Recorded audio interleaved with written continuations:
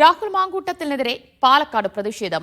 രാഹുൽ എത്തിയിട്ടുണ്ട്, സൂക്ഷിക്കണമെന്ന മുന്നറിയിപ്പുമായിട്ടായിരുന്നു ഡിവൈഎഫ്ഐയുടെ പ്രതിഷേധം. ചൂലുമായി എംഎൽഎ ഓഫീസിന് മുന്നിൽ കുത്തിയിരുന്ന് മഹിളാ മോർച്ചയും പ്രതിഷേധിച്ചു.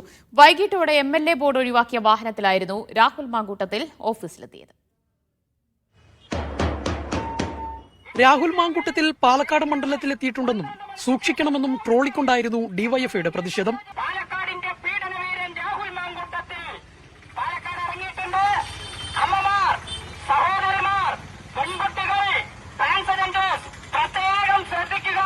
ബിജെപി പ്രവർത്തകരുടെ നേതൃത്വത്തിൽ എംഎൽഎ ഓഫീസ് റോഡ് പരിസരത്ത് പ്രതിഷേധം സംഘടിപ്പിച്ചു. മഹിളാ മോർച്ച പ്രവർത്തകർ ചൂലുമായാണ് പ്രതിഷേധത്തിനെത്തിയത്.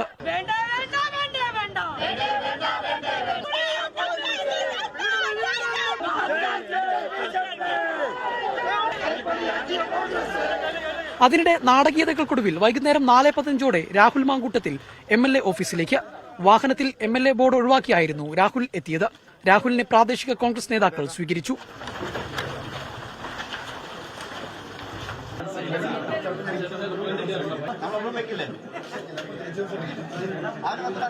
പ്രതിഷേധങ്ങൾ നടക്കട്ടെ എന്നും വിശദമായി പിന്നീട് സംസാരിക്കാമെന്നും രാഹുൽ.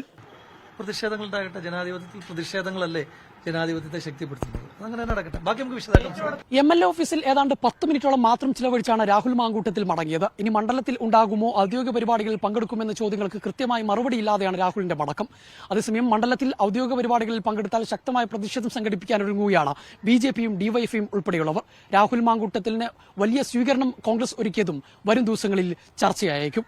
പാലക്കാട്ട് നിന്ന് അനുരൂപ് ചീക്കോടിനൊപ്പം ജംഷീർ കൊടിഞ്ഞി, മീഡിയ 1.